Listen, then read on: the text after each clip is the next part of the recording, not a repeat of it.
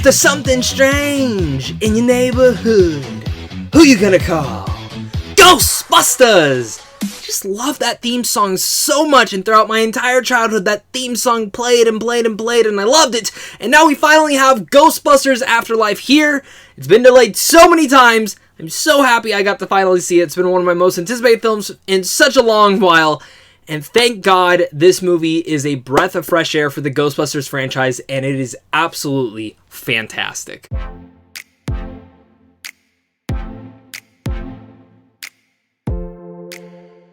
What's going on, buddy? Welcome back to a brand new non-spoiler review for Ghostbusters Afterlife. When a single mother and her two kids arrive in a small town, they begin to discover their connection to the original Ghostbusters and the secret legacy that their grandfather left behind. It's written and directed by Jason Reitman, yes, the son of the original Ivan Reitman, and it has Finn Wolfhard, Paul Rudd, Carrie Coon, McKenna Grace, Logan Kim, and Celeste O'Connor all in this movie. Now, I have been out of my mind pretty excited about this one. I love the Ghostbusters. Wasn't the biggest fan of 2. The remake's fine. I have a lot of thoughts on those, and I'll definitely be doing a ranking of all the Ghostbusters movies later down this week, so do stay tuned for that.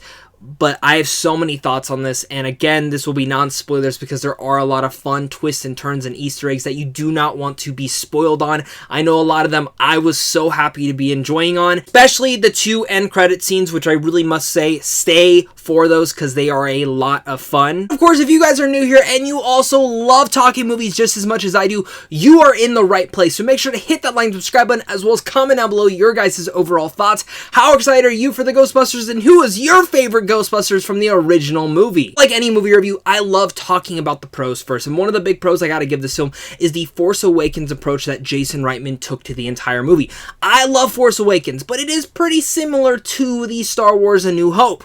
The thing that I love about Ghostbusters Afterlife is pretty much half of the movie is this completely self-contained story that is nothing that we have seen in the Ghostbusters franchise yet. In a sense, it's a coming-of-age story that I truly enjoyed.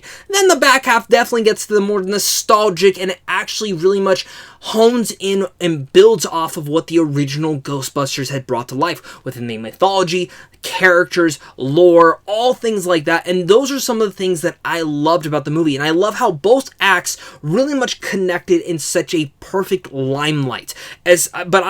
God, that first act, that coming of age story that they had with these main characters introducing us to everyone was superb. And one of the things I gotta give it where credit is due, Finn Wolfhard, I love in Stranger Things, but any other performance from him after that, I've always just seen him as that same kid. Thankfully, this does not just seem like Stranger Things Ghostbusters. This is actually genuinely a great performance from Finn. Thankfully, the tone actually very much harkens back to the original 80s Ghostbusters movie, and I just ate that up, and especially within all the performances and the way that the characters interact. Because when we go to McKenna Grace, who's absolutely the big standout star in this, I've always loved McKenna Grace in performances, but in this movie in particular, she is amazing. I loved it. I couldn't get enough of it. She has these funny pun jokes in here that every single one made me laugh, and I adored her. I want more of her in the Ghostbusters world. It was so great, and she really much hearkened in to Egon himself, and it was such a perfect match made in heaven. They could not have casted anyone else. And again, it goes back to the same thing that I just mentioned, is how this movie really much feels directly from the 80s, but in a grand way. When you get these characters interacting, the jokes don't just feel jokes to have jokes. They feel like actual character interactions. These characters feel like characters, not SNL short skit characters, or we're coming back together to form something. It actually feels like something that the original Ghostbusters had in its lot. So I want to give a shout out to Logan Kim, who I thought was great as Podcast. Celeste O'Connor, I liked as Lucky, but I definitely wanted more of her. Carrie Coon is always amazing in any role that she has, and she has a lot of great aspects and moments in here. And Paul Rudd.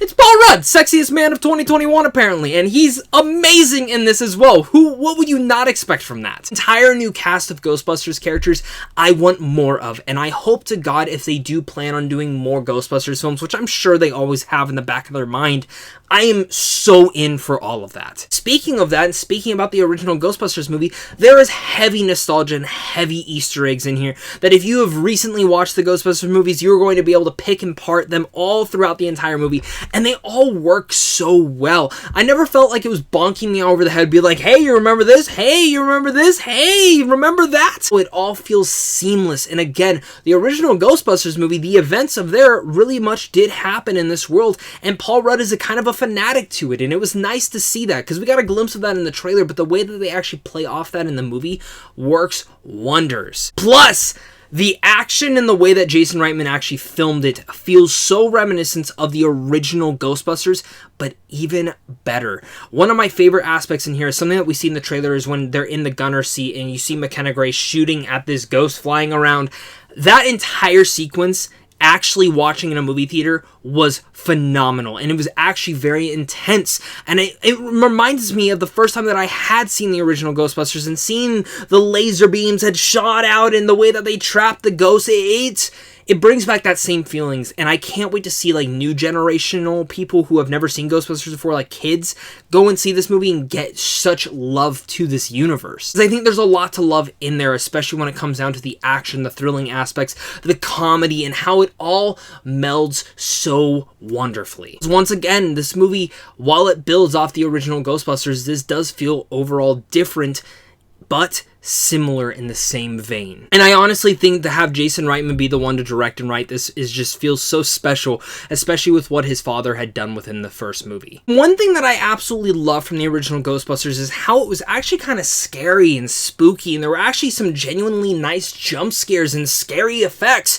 Ghostbusters Afterlife actually brings that back. I felt like Ghostbusters 2, and especially the remake, very much were missing out on those aspects, even though, yes, again, Ghostbusters remake had some nice visual flares, even though I find the video effects in here way better. I loved seeing how actually scary this movie was and intense and enthralling at certain moments it actually brought it about to be. And honestly, I just sat there with a big smile on my face and laughing, enjoying myself, and having such a blast. This is what Ghostbusters Afterlife does. And again, there are so many surprises in this movie. While, again, some I saw coming, and we'll talk about that just right now because I do feel that I have some cons. This movie is not perfect, and I do think the movie is pretty predictable from point A to point B to point C. While everything is very much, it feels different at times, you still know where it's exactly going towards the end of the story. And while it didn't completely bother me, and I wasn't even thinking about that in the moment, once I left the theater, I started thinking about that more and discussing with other people, and I'm like, yeah, I definitely, it was a little bit predictable. Even though if it was, there were still some surprises in there. One in particular towards the third act that I did not expect to get at all, and when it happened, I was, honest to God, very emotional and just sat there in awe that, wow, they did that. That is awesome. I do like the connections to the original Ghostbusters so well, especially in the way that they took this story, and it makes so much sense. And as a con, I did find the movie a little bit predictable in some of those avenues. And the only other thing is there are some other characters in this movie that I do feel like deserved a little bit more time on the screen to understand why they would kind of be helping out with this situation. When you see the movie, you'll understand there's two kids in particular that, while, again, you get some nice enjoyable moments with them, I would have just liked a couple more moments with them in particular to kind of flesh out that relationship just a tad bit more. Ghostbusters Afterlife is a much needed breath of fresh air for the franchise. It's funny, it's heartwarming, it's charming and exciting and nostalgic and of course spooky. It builds off what made the original so good and it never stopped. And McKenna Grace, she's a damn star. Finn Wolfhard's great, Carrie Coon, Paul Rudd, everyone is great in this movie. I had such a blast. It's a fantastic movie. That same feeling you got from Force Awakens, and I'm sure if you liked Force Awakens, you got that great feeling like I did. And if you didn't, then maybe you'll kind of feel the same way with Ghostbusters Afterlife, but I adored Force Awakens. I love the Ghostbusters franchise. I wanted something like this. Everything I expected this movie to be, it was, and a little bit more. So with all that said, I'm going to give Ghostbusters Afterlife an A-. So much to discuss, guys, and I can't wait to give you guys my ranking of the Ghostbusters franchise later this week, so stay tuned to that. Thank you once again for watching this. Make sure to hit that like and subscribe button. Comment down below your guys' thoughts. Head on over to Sandwich Run Films on how to see films early, and of course, the big thing to you and a big thing to my Patreon supporters, because without you, I would not be able to do this. So, of course, until next time, stay classy, call the Ghostbusters, and stay after the credits for 2 post-credit scenes that are both delightful.